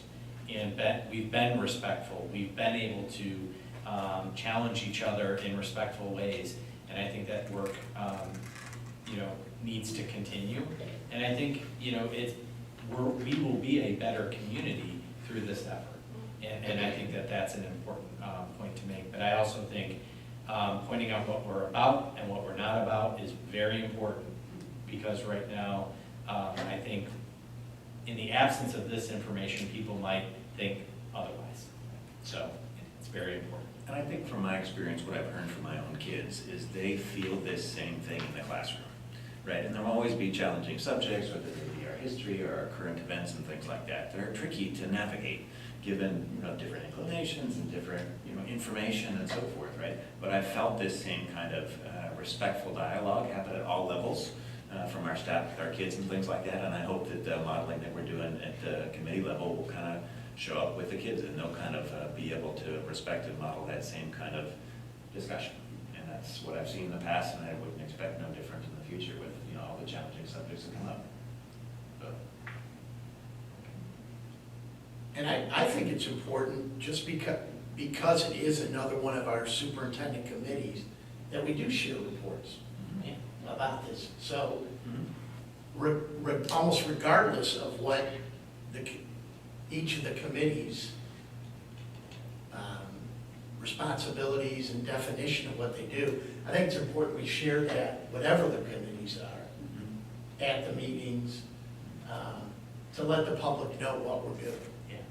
So I think it's a great idea that, you know, as you said, statement, report, but an update on what the committee's doing is really vital, so people do know what is going on with the committee. So thank you for everyone that's participating in the committee. And we're always like, as Cecile said, you know, if you have questions, please contact us. Thing where Sorry. anyone's making, sorry, can you hear? Yeah, go ahead, sorry. Sorry, So Joe. it's not a closed door situation where people are making decisions without informing others, you know? I think on many levels in a small community like Granville, that would be a terrible thing to do. It would be really in violation of what we're all about in terms of community and building this really special place together. Thank you. So I was just gonna say, yes, and if anybody has questions, please contact us. That's what we're here for. And, you know, our contact information is on the website, the district website, so we're happy to answer questions and hear, you know, your thoughts about these issues. Also, if you'd like to be on the committee, you can contact Janelle Rogers. That's also true of all of our. Janelle King. I don't know if Joel Rogers. No, don't. Sorry. Oh, man. Janelle King. In the district office. But just to plug our other superintendent committees, there are 5 others. And so we have the World Class Education Committee, we have the Whole Child Committee, the Community Committee, Finance, and Operations. And so we always are looking for community members to participate in these committees so that we can, you know, we make decisions based on what the community, you know, is interested in. So, so I'm going to put a plug in for those ones too. So, and it's Janelle King. Janelle King. Janelle. Okay. Thank you. Anything else about the committee update or? No? Okay. So we will move on to the action agenda then? Yes, Okay. we have quite a few items, so bear with me. 10.01 is adoption of board policies listed. So moved. Second. Okay, just a reminder that these policies, it's their second reading and approval, and typically they are required by law. Any questions? No? All right, take a roll, please. Mr. Miller? Aye. Mr. Wolf? Aye. Ms. Deeds? Aye. Dr. Foreman? Aye. Thank you. 10.02 is the approval of us rescinding a board policy. So moved. Thank you.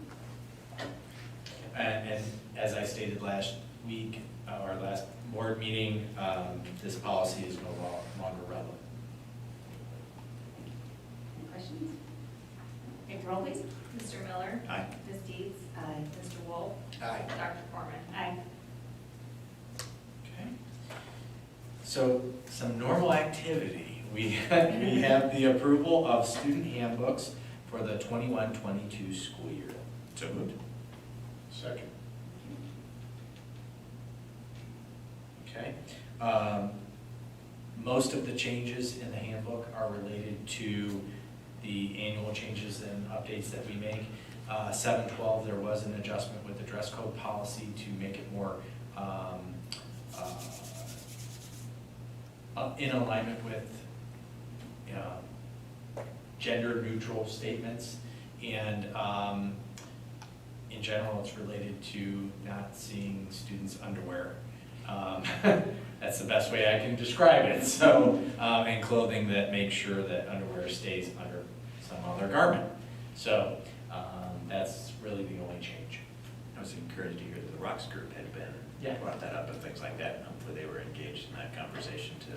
I do believe that they were engaged in that. Fantastic. Any other questions? Take the roll, please. Mr. Miller? Aye. Mr. Wolf? Aye. Ms. Deeds? Aye. Dr. Foreman? Aye. Okay, next is the athletic handbook, 10.04. Moved. Second. And again, just updating it for annual changes. Are there COVID-related changes? Like, do we make any? No, Okay. I mean, we adjusted some of the COVID protocols that were in place, but we didn't necessarily have those codified in the handbook. That makes sense, since they were probably not for anyway. Yep. Any other questions? Okay, take the roll, please. Mr. Miller? Aye. Mr. Wolf? Aye. Ms. Deeds? Aye. Dr. Foreman? Aye. Thank you. 10.05, the employee handbook for the 21-22 school year. Second. And the major change related to the employee handbook is related to the federal legislation around Title IX. And our district coordinator is Tanya Sherburne in the HR office. So she will be listed in the employee handbook as the Title IX harassment coordinator and investigator. Any other questions? Take the roll, please. Ms. Deeds? Aye. Mr. Miller? Aye. Mr. Wolf? Aye. Dr. Foreman? Aye. Next item is 10.06, school fees for the 21-22 school year. So moved. Second. And just to, typically, we have tried to keep these as low as possible, especially coming out of the pandemic. We're only doing increases that are product related to inflation. Like A workbook, yeah, okay. or something like that. Any other questions? These all paid through, pay for it, in general? Not, Yeah. not all of it. I mean, some people still write checks and things like that, but, This is the option too, though? they do have They're the option. consolidated and so forth? Yep. Thank you. Take the roll, please. Mr. Miller? Aye. Ms. Deeds? Mr. Wolf? Aye. Dr. Foreman? Aye. Thank you. 10.07 is the Power School Student Information Contract. So moved. Second. Fred? Okay, thank you. All right, so I'm going to give a little explanation about Power School. So we have a student information system called Dazzle that is part of the EMIS reporting mechanism, and it houses all of our student information related to grades, contact information, all of the demographic information about our students. Dazzle has been bought and sold multiple times in the last 18 months. Power School is another vendor that has a very intuitive interface. It has multiple products that communicate within the umbrella of Power School. EFP, which is the product that is our fiscal software, is under Power School. Schoology is under Power School. We wanted to take the opportunity coming out of the pandemic to, given the volatility of Dazzle and some of the antiquated aspects of that student information system, make a transition in the year 2022-23. In order to do that, you need to do a lot of data work and implementation and setup. And so we're approving this contract now to set the stage for the training, implementation, and setup for turning on Power School as our student information system in July of 2022. There are a lot of efficiencies that will be gained from this process. Right now, we have Progress Book, which is our grade book, and that doesn't necessarily interface with Schoology, where a lot of students turn information in and assessments are given. Schoology has its own grade book that talks with Progress Book, or talks with Power School, so teachers won't have to double enter. So there's a lot of efficiencies that occur with this conversion. So embedded in the student information system will also be enrollment. So the registration process will be completely automated, and it will sync directly to the information system. And our IEP process and all the IEPs will be also constructed and embedded into this SIS. So just wanted to give that little tutorial. Is there, so will the interface and what it looks like change for families? Yes, as a matter of fact, everything will improve. So the parent aspect of this process is significantly improved.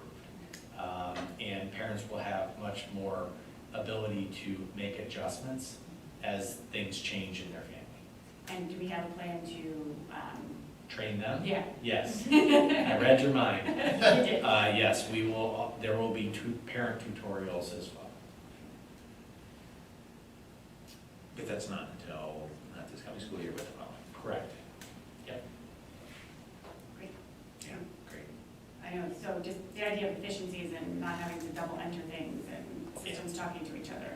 Yeah, I think, although Glenn is going to have a lot of headaches through the transition, a lot of the script building that he has to do as a workaround to extract data from Dazzle to make other vendors' items work will go away, which is significantly better from a functionality standpoint.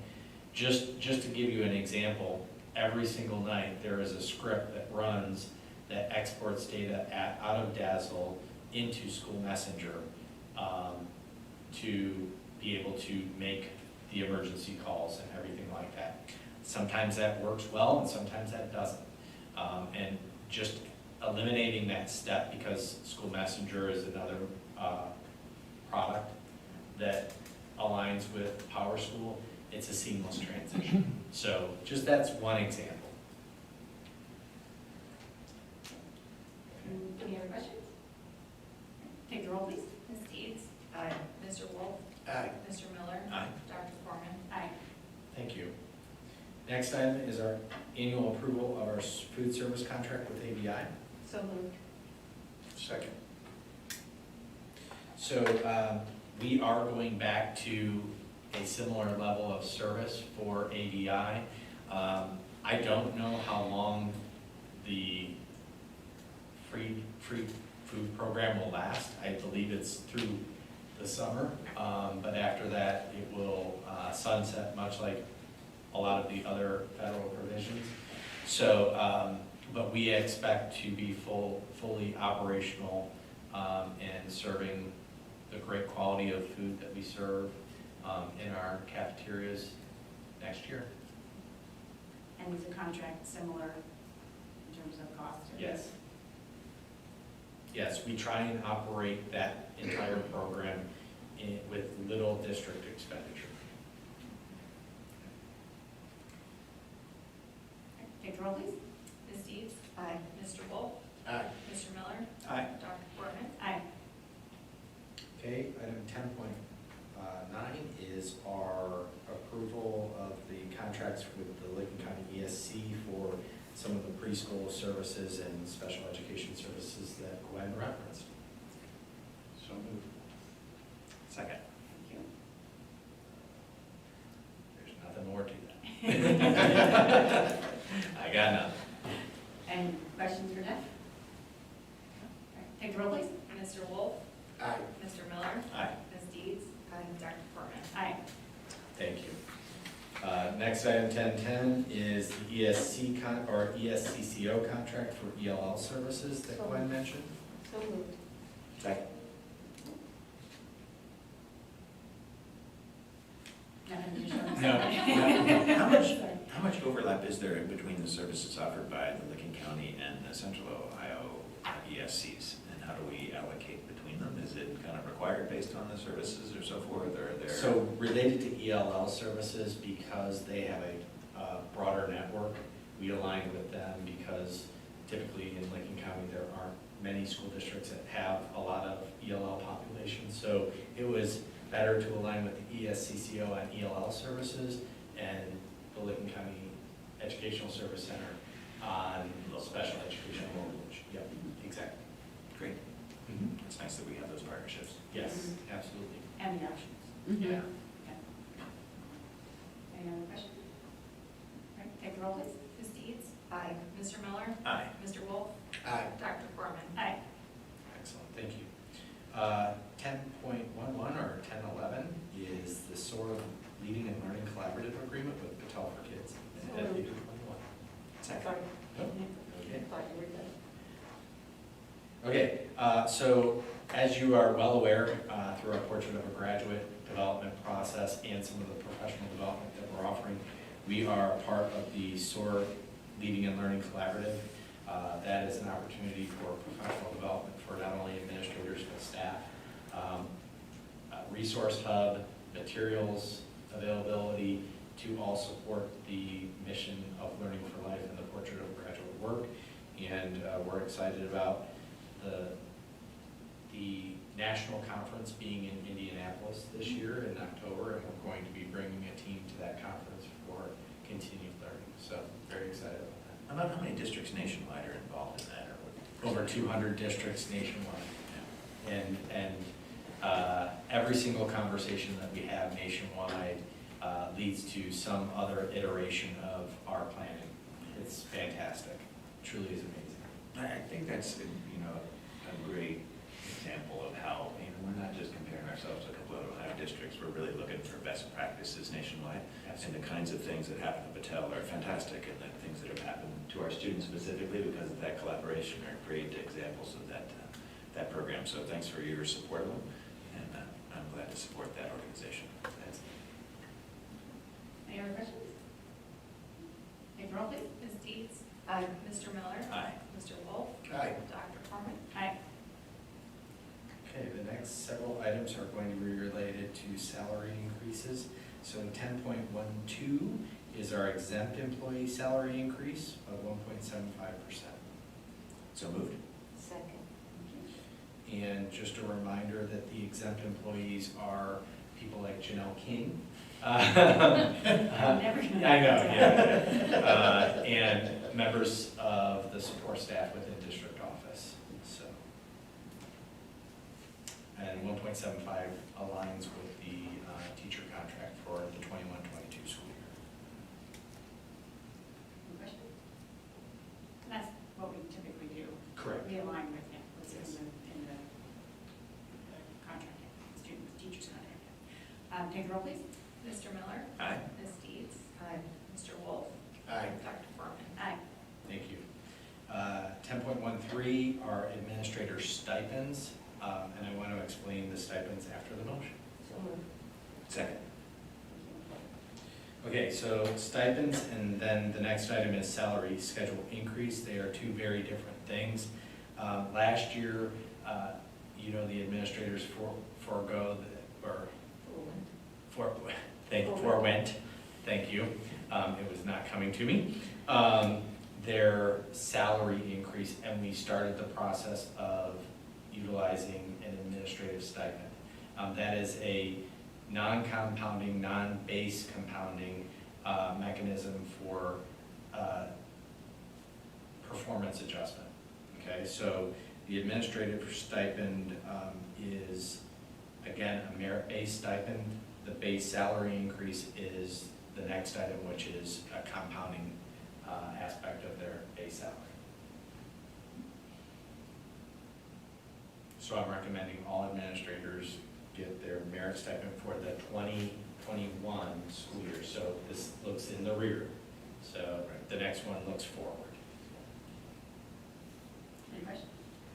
I'm really thankful for the team of administrators that we have and things like that, navigating us through this last year. It's taken everybody in the district,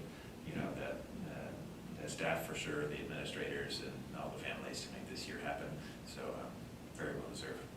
Team effort, for sure. All right, take the roll, please.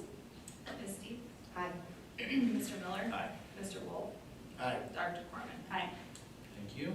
The next item, as I had already stated, is the administrative employee salary schedule increase, which is again 1.75% on the base. Second. Which aligns with the teacher contract. Any questions? All right, take the roll, please. Ms. Deeds? Aye. Mr. Miller? Aye. Mr. Wolf? Aye. Dr. Foreman? Aye. Next item is 10.15, the LACA service level agreement for the 21-22 school year. So moved. Second. So just a reminder that LACA is our ITC, or our technology conduit to the internet and all the other services that they provide for the school district. And we align with LACA, much like we align with the Licking County ESC or ESCCO. They're an umbrella organization that serves about 21 school districts. It seems like internet connectivity has been super important this last year, right? And it's fantastic that we have the tools in-house to be able to do that, and the devices and things like that. I've been disappointed occasionally that there have been challenges with that, right? Maybe because I have different standards coming from the private sector and so forth, but I'm hopeful that LACA is able to address some of the things and make it as seamless as possible moving forward. Yeah, so one example of, I would say, a cyclical problem was a device that they were using that was causing internet shutdowns. And so that product has now been removed and a new product was brought in to kind of upgrade and try and minimize internet disruption. So again, as we have the ability to influence, because we sit on the board of LACA, we have the ability to also complain directly to them and say we want things changed. And that's a perfect example of them making that change because of those issues. Who's on the board besides that? Is it all the districts? All member districts All member districts. have a representative that sits on the board. I sit on the board on your behalf. Do they have equipment in our buildings, or is it our equipment in our facilities that connect with them on a state? Well, Thomas, now you're out kicking my coverage. And I am going to go to Glenn. They have both. So we connect to equipment that's here in our district, but it's technically equipment that's leased through Spectrum that is provided through the ITC. But then the web filters, the other sort of problematic pieces, those have been housed at LACA. So like Mr. Brown said, we have a couple of plans. We will have a redundant internet link this coming year. That actually is scheduled to be finished by July 1. So that'll definitely give us redundancy on the connectivity piece. But then LACA is also taking steps because they took quite a beating over the outages. COVID put us in a situation where we were highly dependent on it, and then they also had some outages that were way longer in length than we would have liked. So I think both of those will improve. What's the approximate annual cost of the LACA agreement? It's a really good question. Yeah, 23,000, I think, 121, $123,000 annually. That would be total cost. Total. Yeah, so it's partially the financial software. Right. So we pay for Right, that, right. and then we pay for the student Yes. information through them. Yeah. That doesn't include the internet component, so that's like I want to say $1,500 a month is what we pay for the connectivity piece specifically through LACA. Yes. So it goes to Spectrum through LACA? Yep. yes. Yeah, so it's two different payments. And is it the Power School product we approved earlier in the agenda also goes through them as well then? Yes. So when we approve it to Power School or whatever, it's facilitated, it goes through to them? That contract will be paid directly to Power School for the implementation and Okay, it's an training. implementation for. Yes, and then going forward, so next school year, instead of paying for Dazzle through LACA, it'll be paying for Power School through LACA. Through LACA. Okay. Thank you. Any other questions? Take the roll, please. Mr. Wolf? Aye. Ms. Dietz? Aye. Mr. Miller? Aye. Dr. Foreman? Aye. Okay, next is the consent agenda, approval of items 11.01A through, a lot of items. C, or D? A through D. So moved. Second. Great. All right, so obviously we always appreciate donations. I want to recognize the fact that we have a couple of stipends that we pay annually. One, I would like to just recognize Janelle King, Ryan, my secretary, for her $5,000 stipend for district communication. She manages all of our social media and website updates, and that is on top of her day job. And she does a fantastic job. She's always available by phone for us to get communications out. So I really appreciate Janelle's stepping up and doing that work for us. We have quite a few supplemental contracts for the beginning of next year. I want to recognize a couple of new staff members. Ann Stewart will be teaching kindergarten and filled in at the second half of last year in first grade, and she was fantastic, and so we hired her as a new kindergarten teacher. Ashlyn Ohm is a certified family and consumer science teacher. She will be replacing Barb Lauder at the middle school. And Tanner Ernst, a young gentleman from Newark City Schools, will be joining us at GMS for English Language Arts position that was vacated by Brooke Roshan, who is just here tonight. She is going into a mathematics position, which she is both certified for English Language Arts and mathematics. I'd also call your attention to Shelby Bailey, easy for me to say.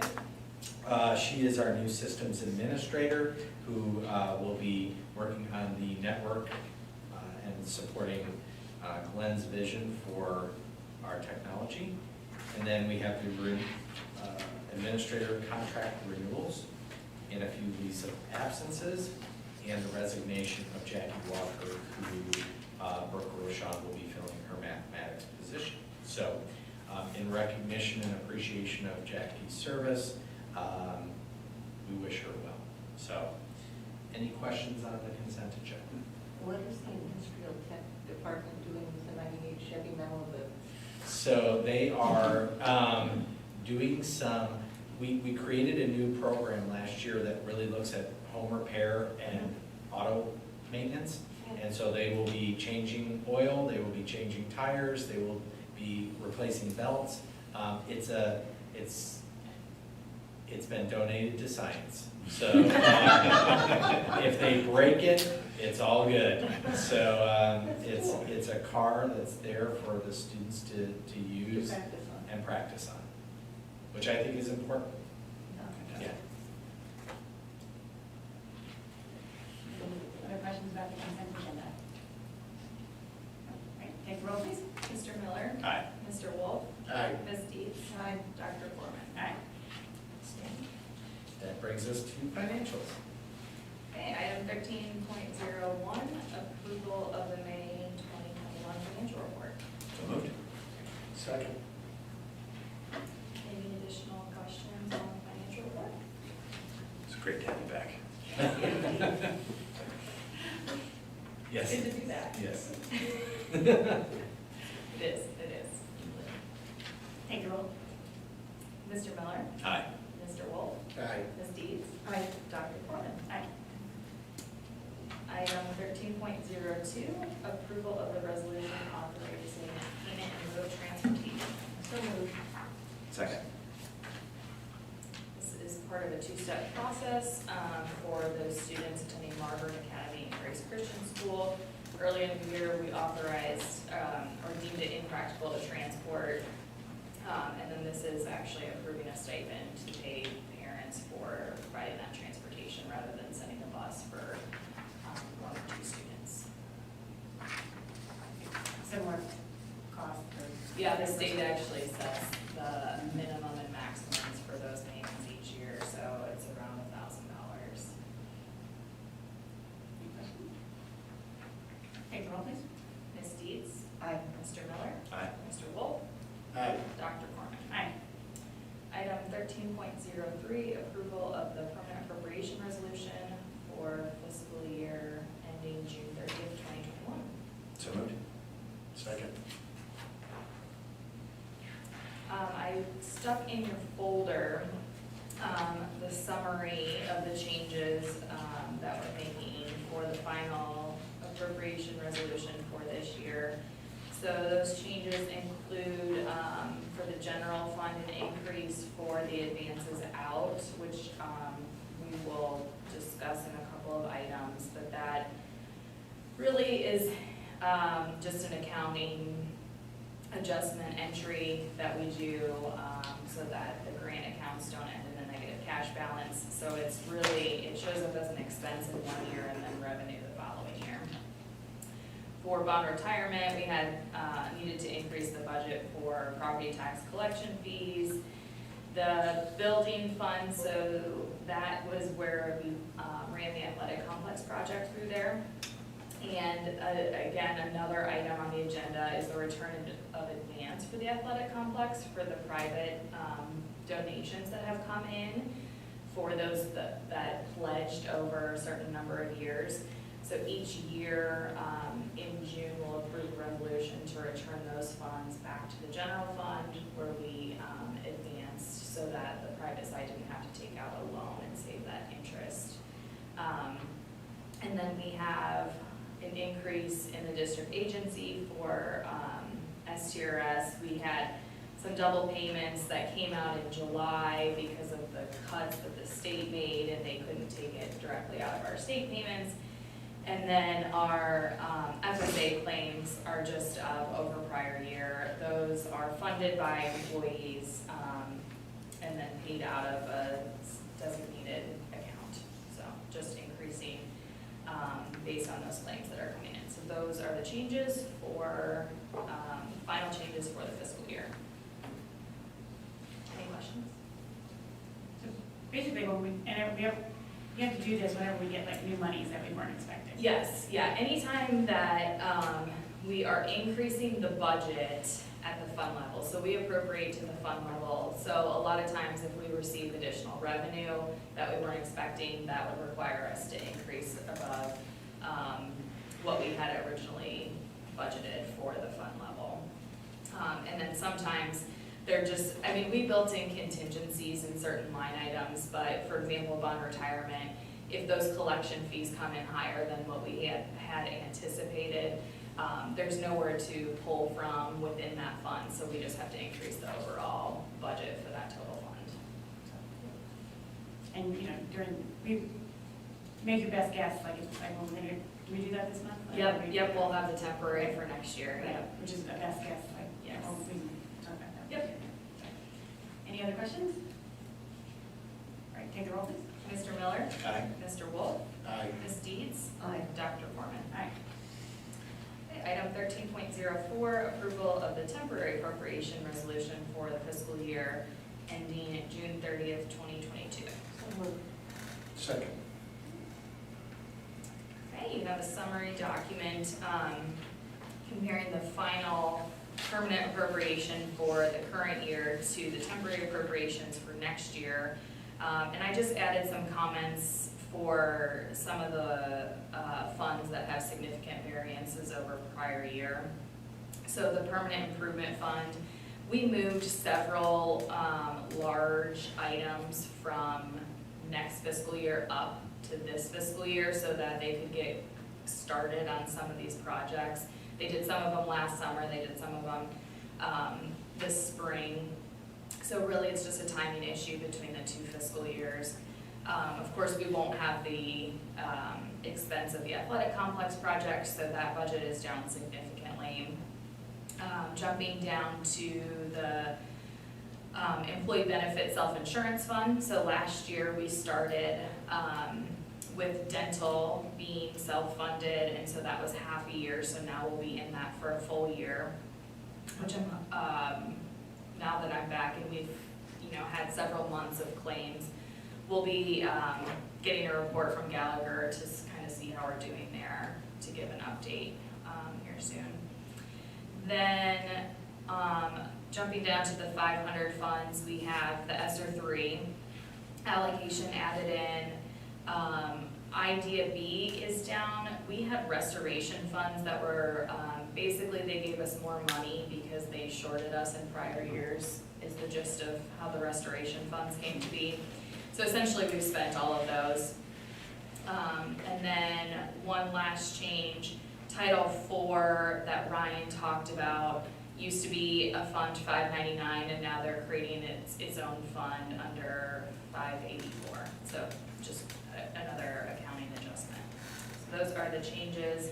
And like Dr. Corman mentioned, especially at this point, this is really an estimate. This is our best guess, because we only have our Title I allocation as far as our federal grants go. So it's due to be revised once we get those final allocations. So we'll have that updated. We have to approve the permanent appropriations in September, so we'll update it then. I like looking at it this way with the notes about why, what you're changing year to year. I think that's really helpful. Good. Yeah. Any questions about the temporary appropriation? Take the roll, please. Ms. Deeds? Aye. Mr. Wolf? Aye. Mr. Miller? Aye. Dr. Corman? Aye. Item 13.05, approval of the resolution for FY21 year-end fund advances to be repaid after fiscal year close. So moved. Second. Okay, the final document that you have is a summary of the amounts for the grant accounts that we will be advancing, and then in July, we'll approve the opposite and move from the grants back into the general fund, so that these reimbursement-based grants do not end the fiscal year in a negative cash status. And I will say it's significantly higher than prior year, and it's why we had to increase the budget, is because of the ESSER funds. They're not letting us request for reimbursement for ESSER 2 until you've fully spent ESSER 1. And since we have some invoices that we haven't received yet, we haven't fully requested all of our ESSER 1 funds, and so that's creating a significantly larger amount for this year. Any questions? All right, take the roll, please. Mr. Miller? Aye. Ms. Deeds? Aye. Mr. Wolf? Aye. Dr. Foreman? Aye. Item 13.06, approval of the resolution for return of advance from the building fund to the operating fund. So moved. Second. This is the resolution that I mentioned, where we are returning the donations that we received throughout the year for the private portion of the athletic complex to the operating fund. And of course, I don't remember the exact amount of that.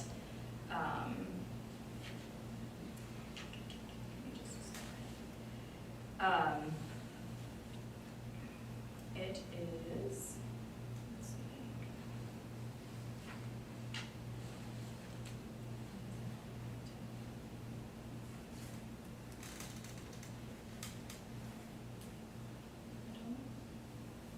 Is it in the, is it the 635,000 in the permanent appropriation adjustment? Yes, thank you. I'm like, I know I had it somewhere. Thank you. 635,000. How will we generally keep track of the returns relative to the public, the private commitments that have been made? Like going forward, we're expecting to have people that pay on time, people that are committing annually or whatever. How will we, what's our metric and what's our flag? Yeah, so we had that in our final athletic complex financial report. We had what we had collected year to date. So since we won't have that each month now going forward, we can report on it quarterly, or we receive those payments from the boosters kind of sporadically. So it doesn't necessarily make sense to do it every month, but kind of as there's changes, we can report out on it. Janelle Rogers has done an amazing job of managing all of the invoicing and everything for those that have pledged over multiple years. So she's on her way out, so she's not gonna be doing that for us forever. So at some point, she's gonna turn that over to the district, and we'll be the ones that are actually receiving the individual checks from individual donors. Right now, she's doing that through the boosters, and then as they get a significant chunk, they write us a check. So once we're doing the collection of the individuals, then it would make sense probably to report out on it monthly at that point. We also have a contract in place with the large donor. Yeah. That every January, yeah. we get a large chunk of money through that. There's some kind of regular way to kind of keep track of that, right? Because I think it's going to be, we might have forgotten about it, or we might want to do more, I don't know, but it's just a good metric that we kind of keep in front of us, because it was great that the community stepped up to that, and I want to make sure that we just understand how that plays out. Yeah, yeah. Well, and at least annually, we'll approve in advance like this. That will be a good measure as well. Yeah. They were allowed to spread donations out over 5 years. Was it 4 or 5? 5, I thought it was 5. 5, but the contract was Contract for 4 was 4 years. years. Okay, yeah. With the major donor. Oh, the major donor, but like the individual Yeah, family yes, member 5 does. years. 5. And we've done 2 years. 2 years. 2 years, so we have 2 It's more. kind of awkward because some people, I mean, the donations kind of came in over a year period, so I think some people are on their like second donation and some people are kind of on their first, depending on when they made it. Right. Because there was like a long period of time where we were getting those initial donations in, which is why it's quite a chore to keep track of all the invoicing and Right. what payment people are on and all of that. But will it be, the boosters are gonna continue to keep track of? At some point, that transition. At some point, we're thing. going to Yeah. transition The whole thing it, to yeah, us, okay. yeah, yeah. I'm gonna guess it'll probably be during the next year. Yes, Because yeah. Janelle's gonna stay involved, but I Yes. bet you during this coming school year, that transition will be made. And what I really want to do is in the financial software that we've implemented, they have more of a invoicing receivable component to it than what we've ever had. Like, if somebody requests an invoice from us, we just send them like a Word document. We don't have an invoicing system. But I believe that there is the capability to do that and track that all in our software. So it's just something that we'll need to look into and get set up to handle, but it'll be nice to be able to utilize that. So we think like 2 or 3 more years is when Yeah, collecting payments. yeah. And I think just as an aside, it's interesting as people were attending events, there have been people that have stepped up and wanted to contribute. So hopefully that'll increase, Yes. knock on wood, as next year opens up even more, that people will be able to contribute to the complex, so. I think we should be intentional about the mechanisms to make sure that's easy Yeah. And and communicate well. There's still room on the Granville Grant donor wall. Yeah. And they're, I know there are plans going forward for the school year to promote it Fantastic. with the athletic department and the athletic booster, so there'll be ample opportunity. Yeah. And so we intend to use those for our maintenance of facility?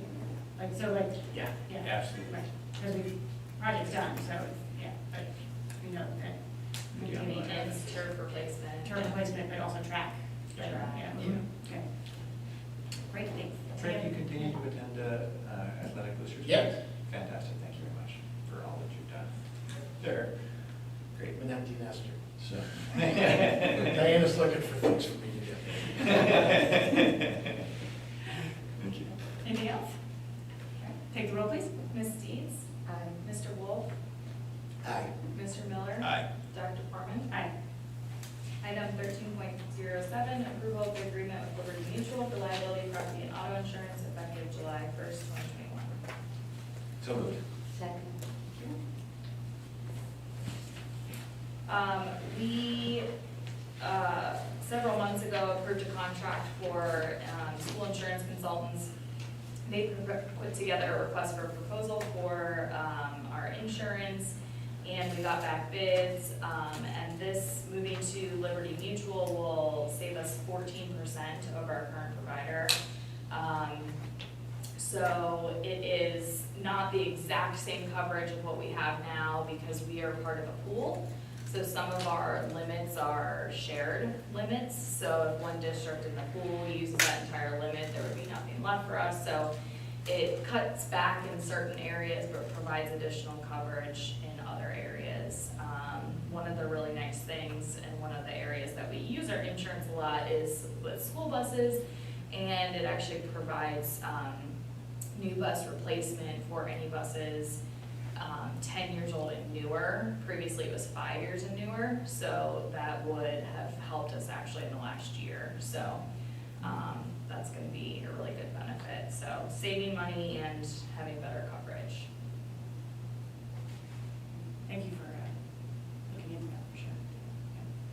Any other questions? All right, take the roll, please. Mr. Miller? Aye. Ms. Deeds? Aye. Mr. Wolf? Aye. Dr. Foreman? Aye. At this point, I will entertain a motion to move into executive session to consider the employment of a public employee or official. So moved. Second. Take the roll, please. Ms. Deeds? Aye. Mr. Miller? Aye. Mr. Wolf? Aye. Dr. Foreman? Aye. And there will be no action taken after the executive